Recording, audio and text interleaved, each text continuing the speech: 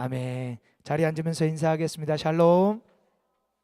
앞뒤 분에게 한 번 더 하나님께서 당신을 사랑하십니다. 인사하겠습니다. 예. 놀라운 하나님의 은혜라는 책 서문에 보면 필립 얀 씨가 자신의 친구에게 들은 한 이야기를 기록하였습니다. 어느 날 필립 얀 씨의 친구에게 한 창녀가 찾아왔다고 합니다. 그녀는 집도 없고 몸은 병든 데다 마약 중독에 빠져 있었고 찢어지게 가난해서 2살 먹은 딸아이 하나 먹여 살릴 수 없는 그런 아주 어려운 처지에 놓여 있었습니다. 그녀가 자신의 비참한 삶을 이야기하는데 차마 듣기에는 끔찍한 이야기들이었다라고 합니다. 한참 동안 그녀의 어려운 인생을 이야기 듣던 이 필립 얀 씨의 친구가 그녀에게 묻습니다. 교회에 가서 도움받아 볼 생각은 안 해봤습니까? 그때 그녀가 이렇게 대답합니다. 교회요? 거긴 뭐하러 가나요? 그렇잖아도 비참해 죽겠는데 가면 그 사람들 때문에 더 비참해질 거예요. 오늘 우리가 읽은 본문에는 지금 여러분에게 이야기 드린 이 창녀와 다를 바 없는 한 여인이 등장합니다. 어느 날 시몬이라는 한 바리새인이 예수님을 자신의 집에 식사 초대를 합니다. 이에 예수님께서 초대에 응하여 시몬의 집으로 들어가 함께 식사 자리에 참석하시지요. 아마도 제 생각에는 이 식사 자리는 아마 여느 식사처럼 즐거운 그런 분위기는 아니었을 거로 예상됩니다. 왜냐하면 평소 예수님과 바리새인들과의 관계를 볼 때 별로 좋지 않았기 때문에 아마도 이 식사 자리는 묘한 긴장감이 도는 그런 식사의 자리가 아니었을까 저는 상상해 봅니다. 그런데 그런 자리에 갑자기 불청객 한 명이 불쑥 튀어나오는 겁니다. 오늘 본문에 우리 37절 상반절에 한번 읽어보겠습니다. 본문 37절입니다. 시작. 그 동네에 여기까지요. 그 동네에 죄를 지은 한 여자가 있어. 갑자기 들어온 이 불청객이 누구냐? 죄인인 한 여인. 그 동네가 이 여자는 다 죄인이라고 취급하는, 죄인이라고 부르는 그 여인이 불쑥 이 자리에 등장한 겁니다. 여기서 이 죄인이라고 말하는 이 단어의 의미를 살펴보면 헬라어 안에는 성적인 죄를 범했을 때 칭하는 그런 죄로 이 단어를 표현하고 있습니다. 그러니까 이 죄인이라는 말 안에는 이 여인이 어떤 죄를 범했냐? 성적인 죄를 범한 여인이다라는 게 암시가 되어 있는 표현인 거죠. 그래서 많은 성경학자들이 이 여인을 아마도 과거에 창녀의 삶을 살았던 여인이지 않겠나 그렇게 추론해 봅니다. 평소 죄인들과 대면하기를 꺼리던 바리새인의 집에 이런 여인이 등장했다. 이거는 상상할 수 없는 일인 거죠. 사람들에게 죄인으로 손가락질 받는 여인이 사람들을 만나는 것도 불편할 건데 식사 자리에 나가는 것도 신기한데 그 식사 자리하는 그 집이 어느 집이에요? 가장 앞장서서 이 여인을 죄인이라고 판결을 내리고 칭하고 정죄하는 그런 바리새인의 집에 찾아간다. 이건 말도 안 되는 일이고 있을 수 없는 일인 거죠. 그런데 그 있을 수 없는 일이 지금 벌어지고 있다는 겁니다. 그렇다면 이 여인이 그 집에 왜 찾아갈까요? 이유는 하나입니다. 오늘 본문을 보면 누구를 만나라고요? 예수님 만나라고. 예수님이 거기 계시니까. 그 불편한 자리임에도 불구하고 그 어려운 자리임에도 불구하고 이 여인은 예수님 한 분만을 바라보고 그 자리로 나아가고 있는 거예요. 이 여인은 이제 먼지로 더럽혀진 예수님의 발 곁에 섭니다. 그 순간 이 여인의 눈에서는 하염없이 눈물이 흐르기 시작합니다. 오늘 본문의 내용을 자세히 보면 아마도 이 여인은 분명 이전에 예수님을 만났던 경험이 있던 것 같습니다.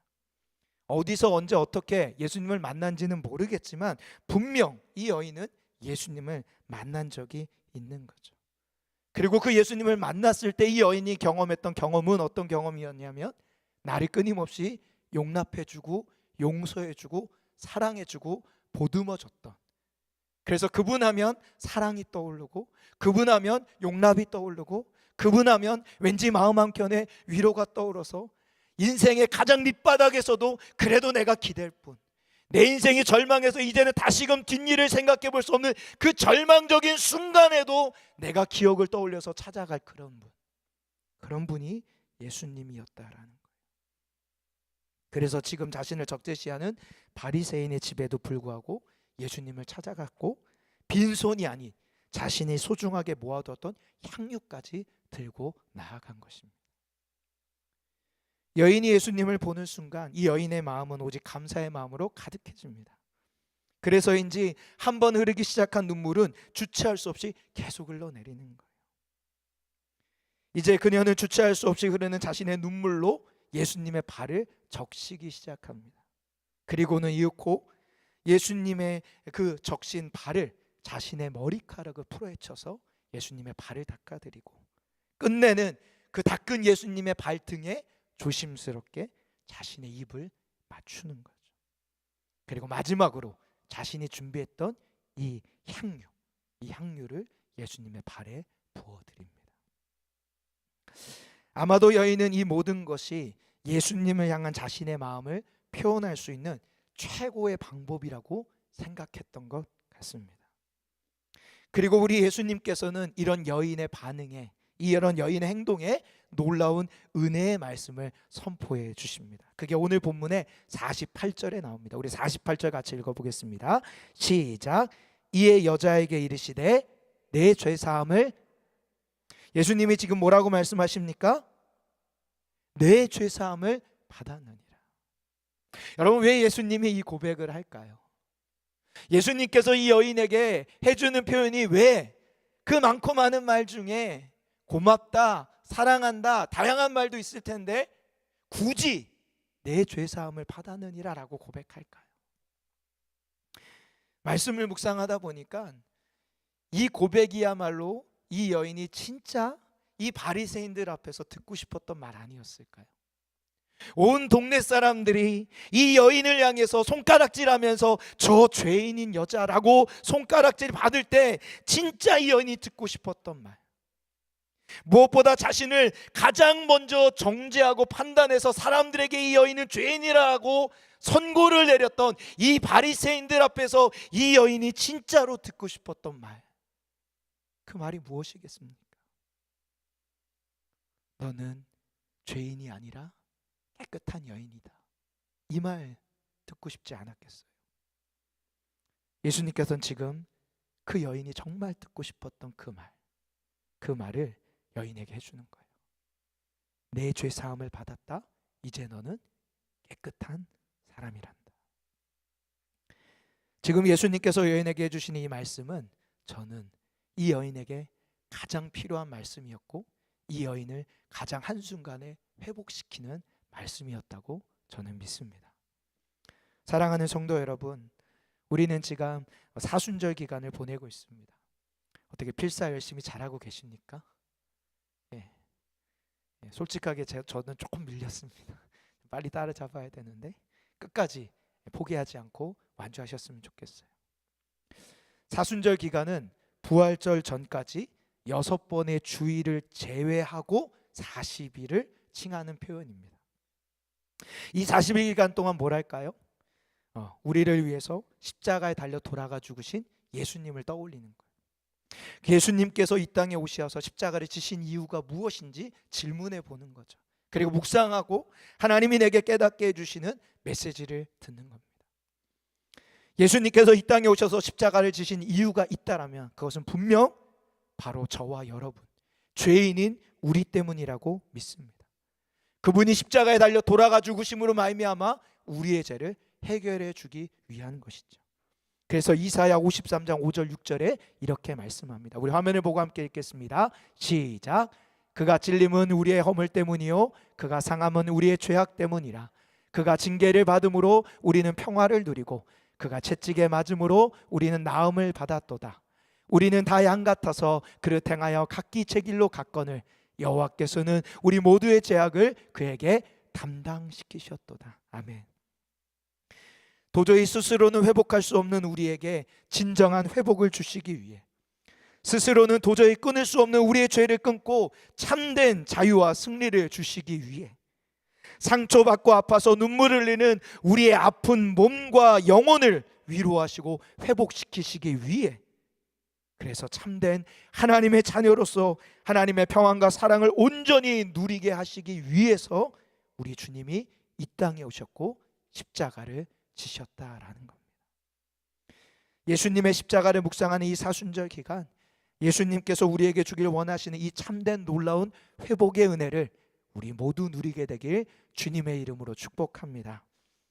그렇다면 예수님께서 이 여인의 어떤 모습을 칭찬하시면서 회복의 메시지를 주셨을까? 첫 번째는 낮아지는 자에게 하나님은 회복을 주셨다라는 겁니다. 오늘 본문에서 대조적인 두 사람이 등장하는데 한 명은 누구예요? 바리새인이고 또 다른 한 명은 이 죄인이라고 평가받던 여인입니다.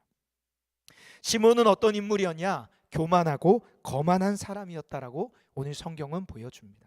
우리 본문 39절 함께 읽겠습니다. 39절 시작.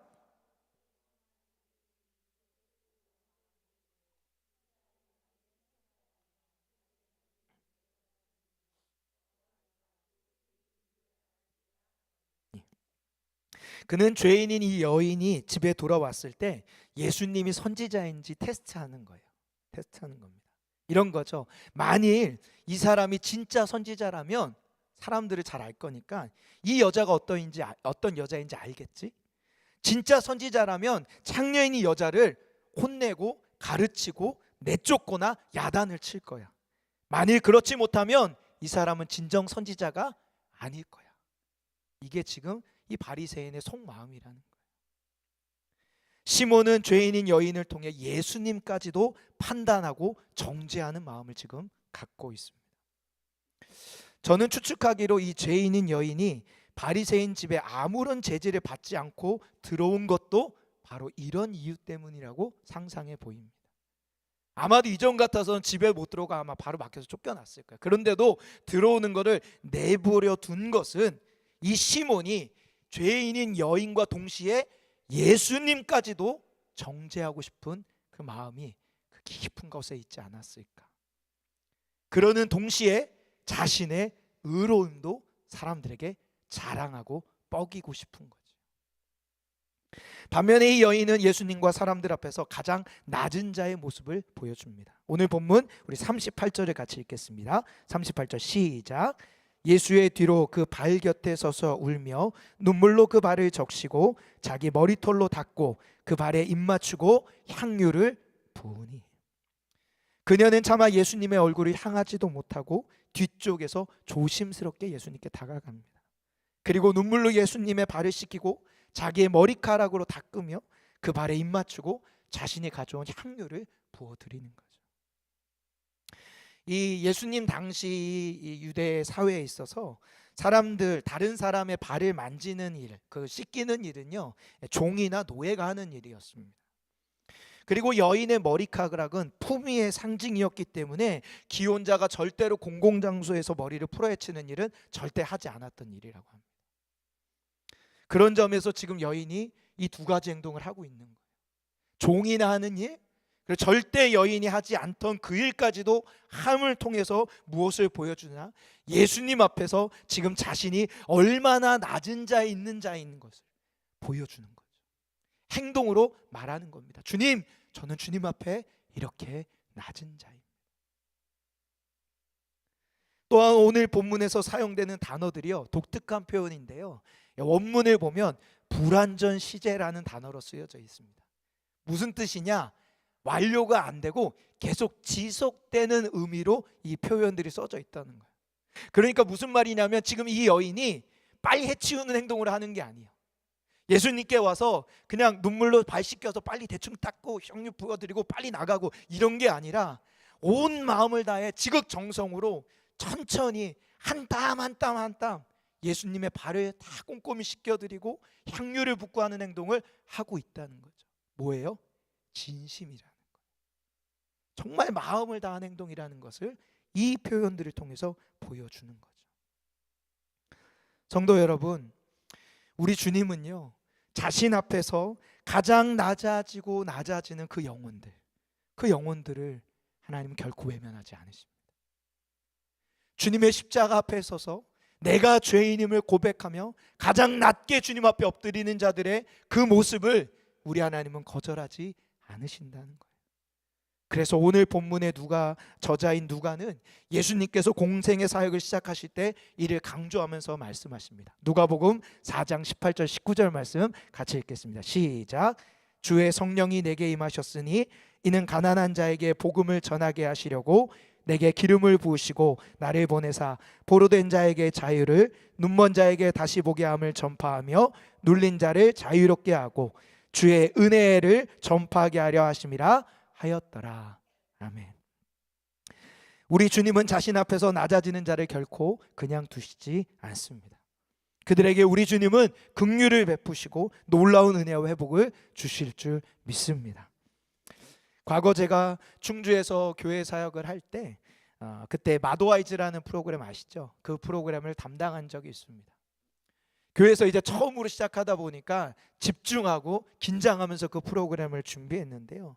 그 프로그램 하다가 정말로 잊을 수 없는 경험을 한 게 있습니다. 그게 뭐냐? 처음으로 개강하는 날이에요.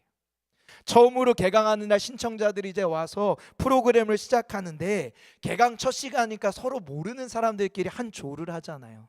그러니까 얼마나 어색하겠습니까? 얼마나 어색한 그 시간에 낯선 시간이었을 텐데도 불구하고 너무나도 놀라운 일이 벌어지는 게 뭐냐면 처음 만난 그들과 마음을 나누는데요. 사람들이 마음을 나누다 못해 눈물을 흘리고 서로의 마음을 깊이 공감돼서 이게 첫 시간이 아니라 꼭 마지막 프로그램, 수련회로 따지면 마지막 소망 나누기에만 나올 법한 분위기가 첫날 연출이 되는 거예요. 너무 신기했어요. 첫날에 이런 날이 어떻게, 이런 시간이 어떻게 일어나지? 너무 신기했던 기억이 있습니다. 그리고 나서 그 시간이 끝나고 나서 곰곰이 제가 혼자 생각해 봤어요. 어떻게 그런 은혜가 임했을까라고 생각하다 보니까 하나님이 저에게 깨닫게 해주신 한 장면이 떠올랐는데 그게 뭐냐? 이 마도아이즈를 준비하기 시작하기 전에 중보기도 시간을 갔는데 그 시간을 이제 제가 담당 사역자라고 저한테 인도해 달라는 거예요. 제가 그 모임을 인도하는데 진짜 제 사역 가운데 가장 뻘쭘한 순간이었어요. 왜냐하면 마도아이즈는요 여성 자매들을 위한 프로그램이니까 형제가 아무도 없어요. 형제는 누구만 있을까요? 저 혼자예요. 여러분 엘리베이터에 여자들만 타 있고 남자 한 명 타라고 그러면 절대 남자 안 탑니다. 너무 어색하거든요. 그런데 거기서 제가 진행을 해야 되니까 너무 어색한 거예요. 그런데도 불구하고 목사니까 십자가를 지는 마음으로 그 자리에 가서 모임을 인도하는데 놀랍게도 찬양 한 곡을 시작하는 순간 스태프들이 다 하나님 앞에 엎드려 눈물을 흘리기 시작해요. 제가 직감했어요. 그 순간 직감적으로 깨달았어요. 뭐냐? 이들이 흘리는 눈물이 하나님 앞에 가난한 눈물이구나. 하나님이 은혜 없이 내가 살 수 없는데, 내가 열심히 준비한 것으로 은혜를 주는 게 아닌데 하나님 은혜를 부어주십시오. 그렇게 하나님 앞에 애절한 눈물을 그들이 흘렸던 기억이 떠오르더라. 하나님이 그들의 눈물을 기억하신 거예요. 하나님 앞에 가난하게 엎드려서 흘렸던 그 눈물, 하나님 그 눈물을 외면하지 않으신 거죠. 그래서 그 첫날임에도 불구하고 하나님께서 그 모임 가운데 강력하게 임재하셔서 그들의 마음을 만지고 위로하는 역사를 부어주셨다라는 것을 깨닫게 됐습니다. 사랑하는 성도 여러분, 주님 앞에 낮아진 마음, 그 낮은 자의 눈물 우리 하나님 결코 외면하지 않으십니다. 여러분이 남들 몰래 하나님 앞에 골방에서 눈물을 흘려가며 주님 앞에 부르짖는 그 기도, 지금이 더디게 안 들어지는 것처럼 보이지만 하나님 잊지 않으세요. 그리고 반드시 응답하실 줄 믿습니다. 그렇다면 하나님 앞에서 가장 낮은 자의 마음, 그 모습이 어떤 모습일까? 묵상하다 보니까 하나님 저에게 깨닫게 하시는 것은 내가 죄인임을 인정하는 모습이 가장 낮은 자의 모습이다, 이런 깨달음을 주셨습니다. 오늘 본문에는요 이 여인이 남긴 말은 전혀 기록이 없어요. 오늘 본문을 자세히 보면 이 여인의 말은 한마디도 들리지 않습니다. 그런데 이 여인의 행동을 통해서 이 여인의 메시지가 들린다는 거예요. 그게 뭘까요? 주님, 저는 죄인입니다라는 고백이에요. 위대한 다윗도 그의 인생에서 가장 큰 낭떠러지에 떨어졌을 때 이렇게 고백합니다. 우리 화면을 보고 한번 읽어볼까요? 시편 51편 말씀, 공동 번역의 말씀입니다. 읽겠습니다. 시작.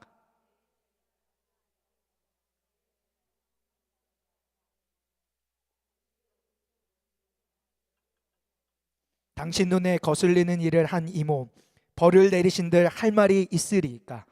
당신 앞에서 나를 쫓아내지 마시고 당신의 거룩한 뜻을 거두지 마소서. 하나님, 내 재물은 찢어진 마음뿐, 찢어지고 터진 마음을 당신께서 얕보지 아니하시니.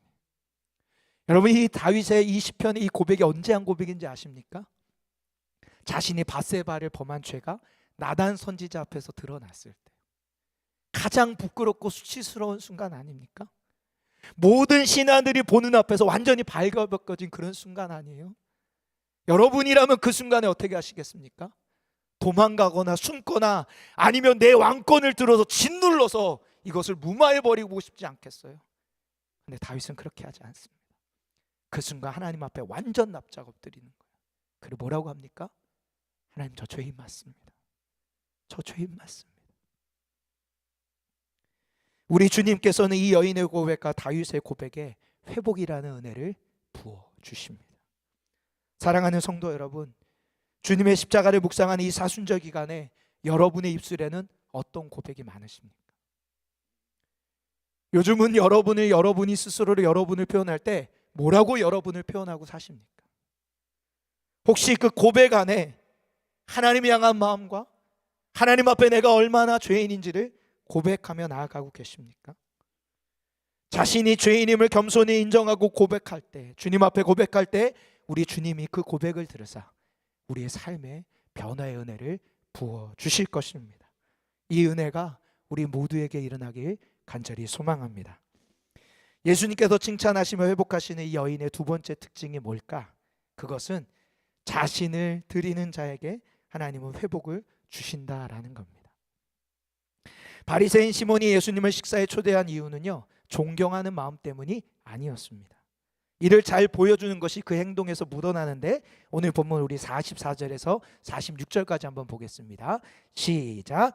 그 여자를 돌아보시며 시몬에게 이르시되 이 여자를 보느냐? 내가 내 집에 들어올 때 너는 내게 발 씻을 물도 주지 아니하였을 때 이 여자는 눈물로 내 발을 적시고 그 머리털로 닦았으며 너는 내게 입맞추지 아니하였을 때 그는 내가 들어올 때로부터 내 발에 입맞추기를 그치지 아니하였으며 너는 내 머리에 감람유도 붓지 아니하였을 때 그는 향유를 내 발에 부었느니라. 지금 예수님이 연거푸 얘기하면서 이 바리새인이 하지 않은 것과 여인이 한 거를 대조하면서 얘기해요. 근데 뭐라고 얘기해요? 너는 내게 발 씻을 물도 주지 않았다. 45절에 너는 내게 입맞추지도 않았다. 46절에 너는 내 머리에 감람유도 붓지 않았다. 안 한 거 세 가지를 얘기합니다. 네, 여러분, 이 당시 유대인들 사회에서는요, 이 세 가지가 가장 보편적으로 손님이 들어올 때 행하던 행동이라는 거예요. 일반적인 사람이 와더라도, 누가 오더라도 손님에게 반응하는 가장 기본적인 행동들이 이 세 가지였다는 거예요. 손님이 집에 들어오면요, 하인을 시켜서 발에 먼지를 씻게 하는 일을 했고요, 법으로 정한 것이 아님에도 불구하고 그것이 모두가 인정하는 예의였기 때문에 모두가 행했던 관습이었다라는 겁니다.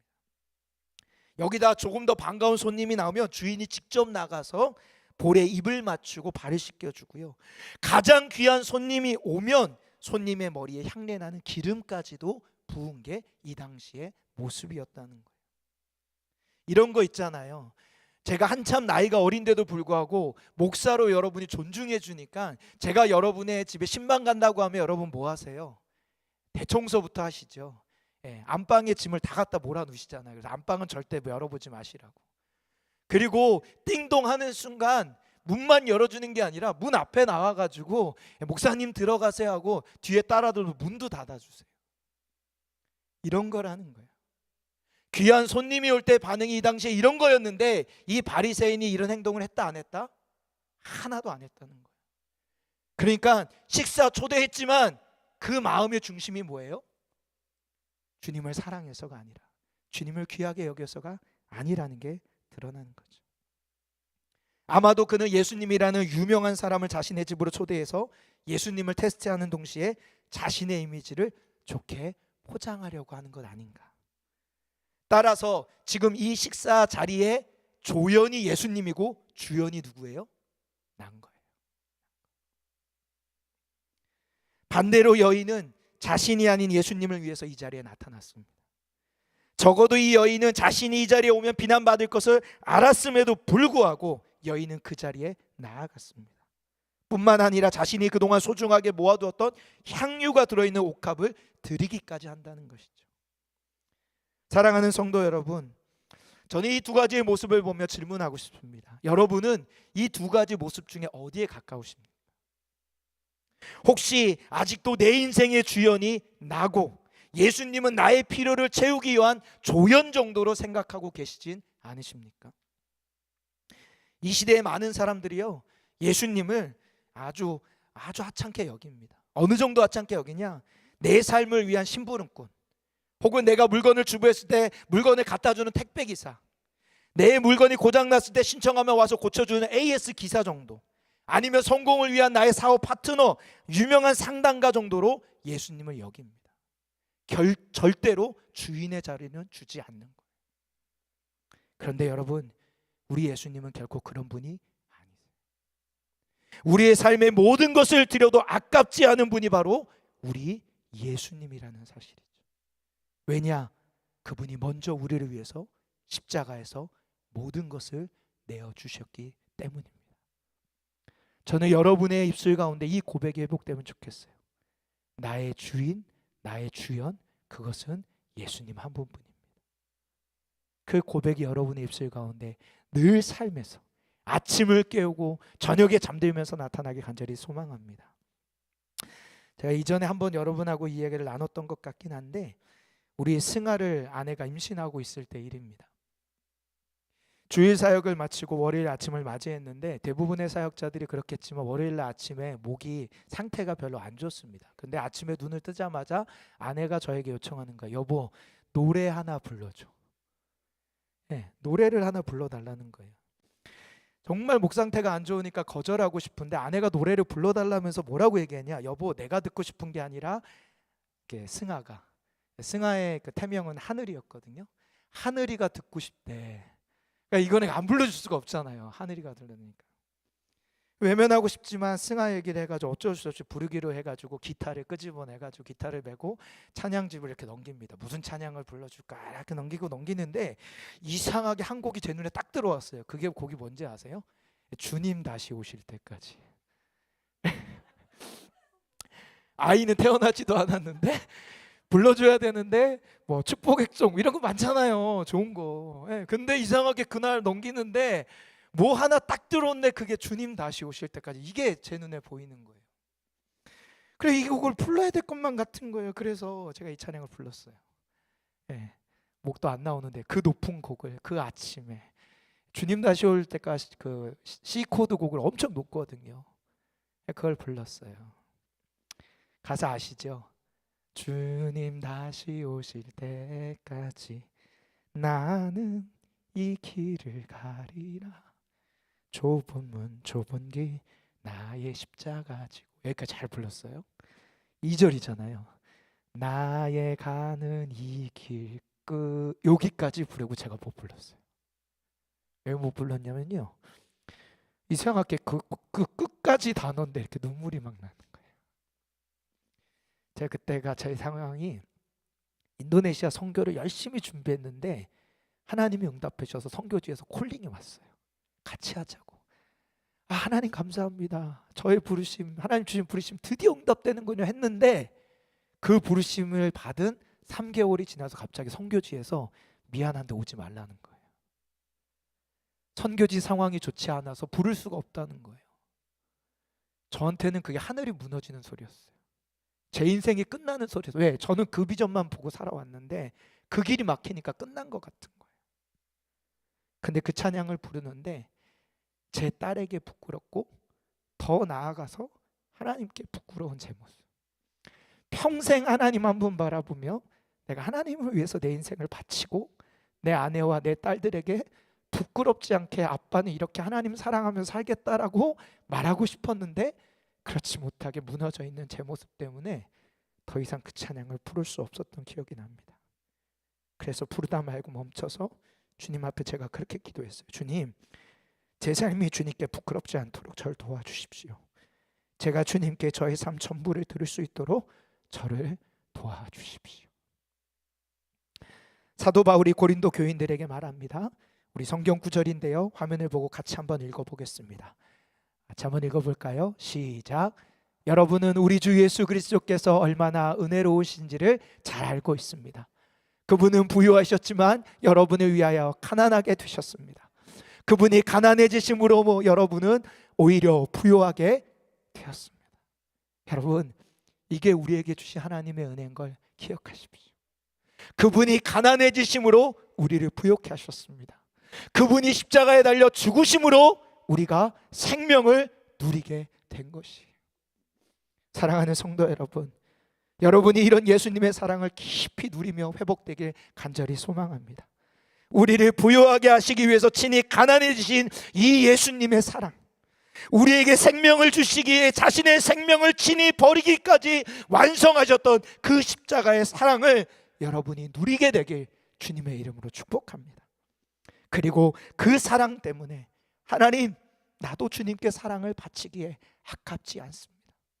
내 인생 드리겠습니다 라고 고백하는 우리 모두가 되길 간절히 소망합니다.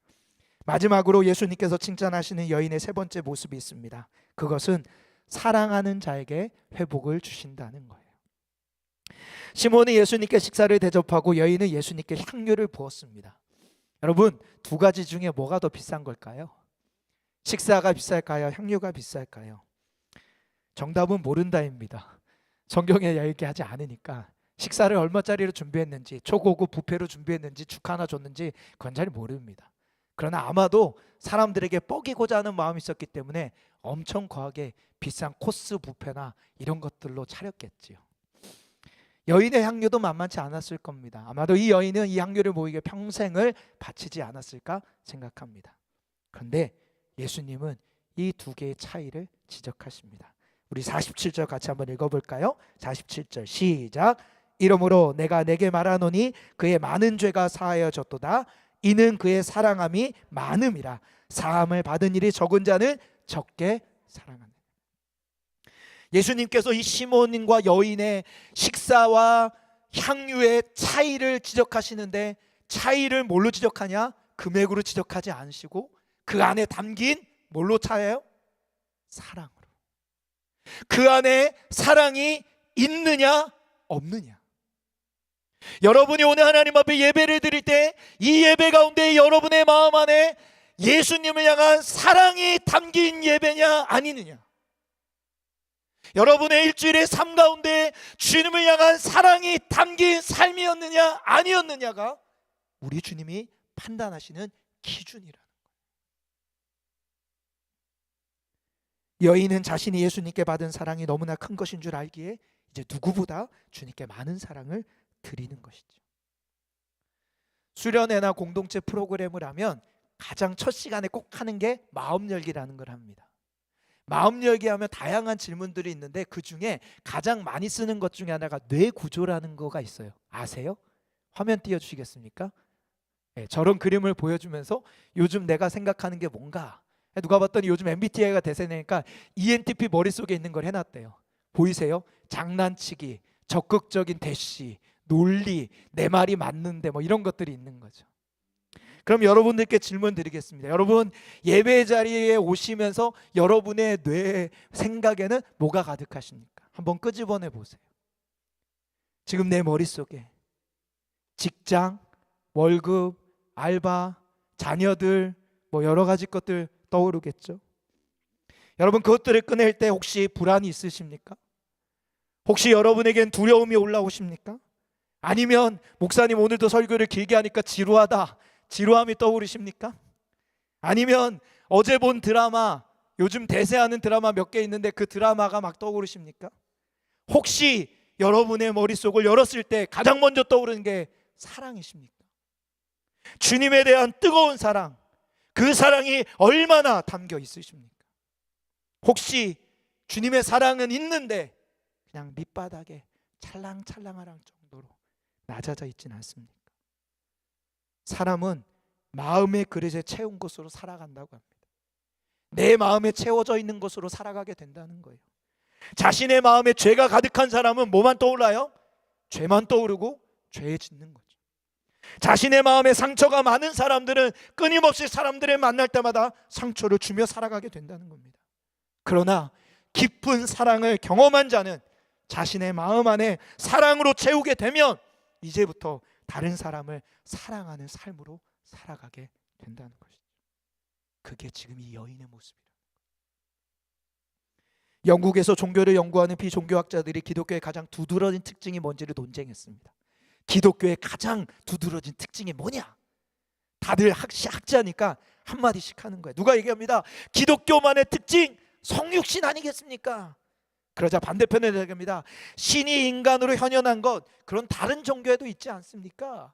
그러니까 저쪽에 있는 또 한 사람이 얘기합니다. 그렇다면 부활입니다. 부활신앙이 우리에게 가장 특징입니다. 그랬더니 반대편에 있는 사람이 얘기합니다. 죽은 사람이 환생하는 거, 그런 다른 종교에도 이야기 있습니다. 이렇게 막 토론이 길어지는 가운데 그날따라 C.S. 루이스라는 그 철학자가, 그 영성학자가 우연히 그 방을 잘못 찾아들어서 문을 열었다고 합니다.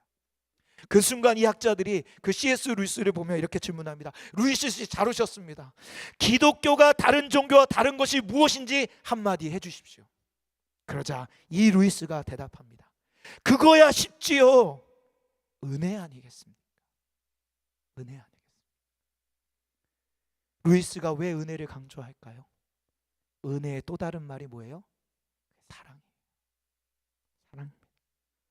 하나님이 인간을 향한 무조건적인 사랑, 아가페 사랑. 하나님이 인간을 향한 사랑인데 그 사랑은 실패하지 않는 사랑, unfailing love. 끝나지 없는 사랑, 다음이 없는 사랑, 끊을 수 없는 사랑. 이런 놀라운 사랑이 우리를 향한 절대적인 은혜 아니겠습니까? 따라서 그 사랑과 은혜를 경험한 자들에게 나타나는 분명한 특징 또한도 사랑과 은혜라는 것. 기도를 많이 하는 교회, 교인 수가 많은 교회, 선교 사역을 활발히 하는 교회, 이런 교회들 마땅히 칭찬받아야 합니다.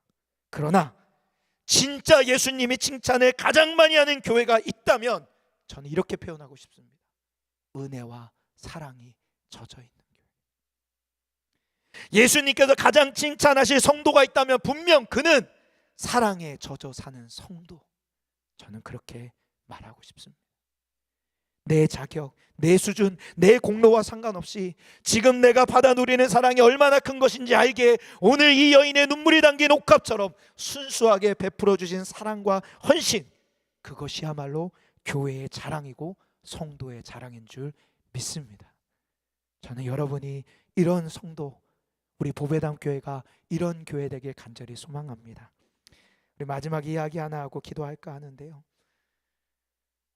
아까 설교를 시작할 때 놀라운 이야기라는 그 책의 서문을 이야기했는데 그 책의 마지막 부분에 나오는 이야기입니다. 영국 런던의 웸블리 스타디움에서 남아프리카 공화국의 변화를 축하하는 공연을 가졌다고 합니다. 다양한 음악 그룹들이 나와서 열심히 노래를 하고 사람들은 그 노래에 반응해서 열광적으로 반응하는데 대부분의 초청된 팀이 락밴드인 거예요. 그러다 보니까 장장 12시간 동안 공연을 하는데 사람들이 공연을 할수록 흥분을 해가지고요 난리가 난 거죠. 사람들이 엄청 흥분해 최고조에 이르렀을 때 딱 등장하는 가수가 여성 가수인데요. 지금은 이제 하나님 부름을 받으신 분이지만 흑인 여자 가수 소프라노 제시 노만이라는 여자 가수예요. 얼굴이 이렇습니다. 화면 한번 봐주세요. 이런 분이에요. 이 여인이 그 정신없이 고조되고 막 사람들이 흥분되어 있는 그곳에 딱 혼자 등장한 겁니다. 근데요 혼자만 등장했어요. 악기도 없어요. 온리 목소리 하나로 노래를 부르는 거예요. 마이크 하나 딱 켜고. 이 여인이 무슨 노래를 불렀을까요? 거기서 한때 아프리카 노예 사행인이었다가 나중에 회심하고 목사가 되어 노예제도 폐지 운동에 앞장섰던 존 뉴턴 목사님, 그가 지은 노래 어메이징 그레이스, 나 같은 죄인 살리시. 여러분 상상해 보세요. 락밴드가 막 하고 헤드뱅하고 흥분되어 있는 그곳에 가서 나 같은 죄인 살리시는 분 부른다? 말이 됩니까? 내 여인이 불러요. 악기 아무것도 없이 그저 목소리 하나로만 부르는 거예요. 나 같은 죄인 살리신 주 은혜 놀라워. 잃었던 생명 찾았고 광명을 얻었네. 이걸 부르니까 갑자기 조용해집니다. 뭐지? 이게 뭐야? 사람들이 이상하게 쳐다보는 거죠. 그런데도 이 여인이 계속 부릅니다. 2절에 갑니다. 큰 죄악에서 건지신 그 은혜 고마워. 2절을 부르기 시작하자마자 신비한 일이 벌어지는데, 이 회중들이 이 여인의 목소리에 깊이 빠져들기 시작하면서 과거의 어린 시절 무엇인가 배웠던 익숙한 멜로디라는 걸 깨닫고 흥얼흥얼 거리며 한 명씩 따라 부르기 시작합니다. 그리고 나서 3절에 이르자 이 흑인 여가수 손안에 그 엄청난 회중들이 한 손으로 다 휘감겨서 한 목소리로 떼창하기 시작하는 거예요. 이제껏 내가 산 것도 주님의 은혜라. 해처럼 밝게 살면서 주 찬양하리라. 이 공연이 끝나고요, 이 노래를 직접 부른 가수도요, 그날의 환경이 이해가 안 된대. 이거 뭐지? 그러면서 자기도 불렀다는 거죠. 그런데 이 이야기를 전해드렸던 이 필립 얀시라는 사람이요, 자기는 이유를 알 것 같다 그러면서 책에 이렇게 적습니다. 뭐라고 적었냐? 세상은 은혜에 목말라 있다. 세상은 은혜를 간절히 기다리고 있다. 그래서 누군가 은혜를 말해주길 원한다. 세상은 그 앞에서 침묵에 잠길 뿐이다. 사랑하는 성도 여러분, 우리가 은혜를 고백하고 사랑을 고백하면 그냥 그 고백으로 끝나지 않습니다. 반드시 하나님이 그걸 들으셔서 하나님의 은혜와 사랑으로 채워 주실 것입니다. 저는 오늘 이 여인의 모습을 보며 우리 주님이 말씀하십니다. 이 여자를 보느냐? 그 우리에게 하는 질문이에요. 사실 바리새인에게 하는 질문이 아니에요. 바리새인아, 이 여자를 보느냐? 아니요. 오늘 우리에게 하는 거예요. 너희들이 이 여인을 보느냐? 나를 향한 사랑으로 채워져서 하나님의 은혜를 고백하는 이 여인이 너희가 되면 좋겠다. 주님이 말씀하십니다. 우리가 이 여인처럼 주님 앞에 낮은 자의 마음, 우리를 드리는 마음, 하나님 앞에 부족하지만, 작지만, 초라하지만 내 안에 있는 주님의 사랑 저 고백합니다. 주님 사랑 받아 주옵소서. 그렇게 고백하며 나아가는 우리가 되면 좋겠습니다. 우리 같이 찬양할까요? 나 같은 죄인 살리시. 나 같은 죄인 살리시. 주네 놀라와 잃었던 생명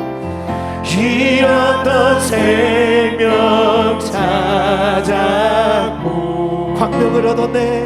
광명을 얻었네. 큰 죄악에서 건지시. 큰 죄악에서 건지시. 주네 고마워. 나 처음 믿는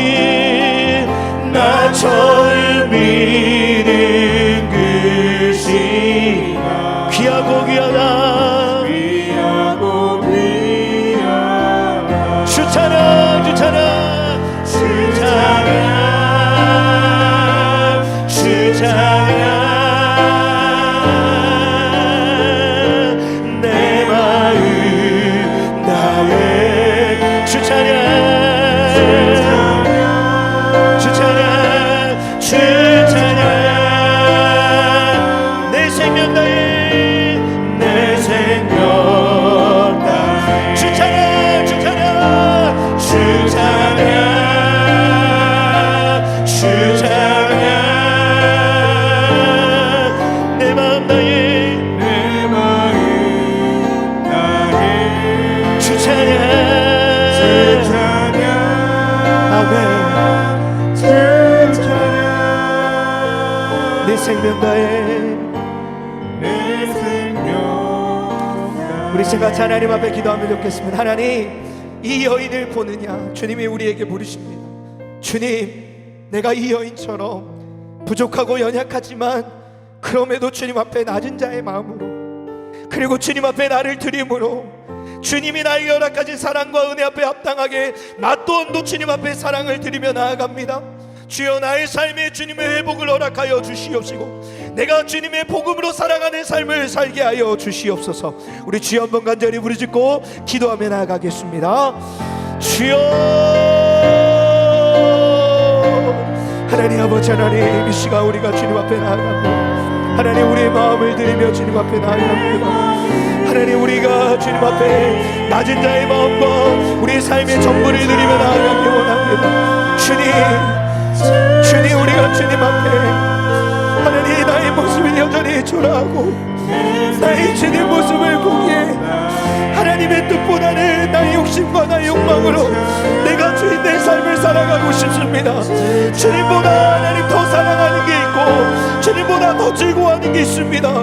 내 안에 주님의 사랑보다는 하나님 여전히 내 안에 죄가 있고 여전히 내 안에 욕심이 있고 여전히 내 안에 탐심이 있으며 여전히 내 안에 음란함이 있고 여전히 내 안에 교만함이 있어서 나의 인생의 주인이 나인 줄 착각하여서 내가 원하는 대로 살아가고자 하는 그런 욕심과 욕망감이 내 안에 있습니다. 주여 아버지, 하나님 붙잡아주셔서 하나님 우리가 그 하나님을 바라보며 나아갈 때 하나님 여인을 모든 여주님이 부르시는 주님 앞에 반응하여서 우리가 주님 앞에 사랑으로 반응하고 은혜로 반응하며 주님을 구하며 나아갈 수 있도록 성령 하나님이 우리를 붙잡아 주옵소서.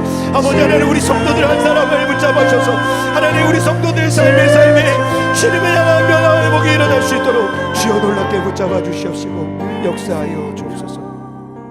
하나님 우리 성도들 삶에 주님이 함께 하실 줄 믿습니다. 주님이 여인을 만나 사랑으로 베푸셨던 것처럼 우리를 만나 사랑으로 베푸셔서 우리가 여기까지 왔지만 하나님, 우리의 인생에 여전히 더딘 변화와 삶의 어려움 속에 여전히 변화되고 해결되지 않는 삶의 문제 속에 또다시 절망하고 좌절하고 낙심하는 우리의 마음 속에 우리의 머릿속에 생각을 열면 주님의 사랑보다는 현실의 문제와 나의 욕심과 욕망과 야망이 더 많이 있음을 봅니다. 내 인생의 주연은 나고 주님은 조연이라고 그렇게 살아오는 우리의 삶을 이 시간 주님 앞에 회개하며 나아가오니 주여, 우리 안에 주님이 다시금 주인으로 오셔서 우리 안에 그 놀라운 주님의 사랑, 실패하지 않는 사랑, 끊을 수 없는 사랑, 완전한 사랑을 주여 우리 가운데 허락하여 주시옵시고 그 사랑으로 회복되어 하나님 앞에 사랑과 흰 은혜를 노래하며 살아가는 우리 모든 성도들 되게 하여 주옵소서. 하나님 우리 성도들 가정 안에 임하여 주시옵시고 주님의 그 십자가의 놀라운 복음의 사랑과 회복으로 은혜를 채워주시옵시고 역사하여 주시옵소서. 그렇게 임하시 주님을 찬양하며 우리 구주 예수 그리스도의 이름으로 기도합니다. 아멘.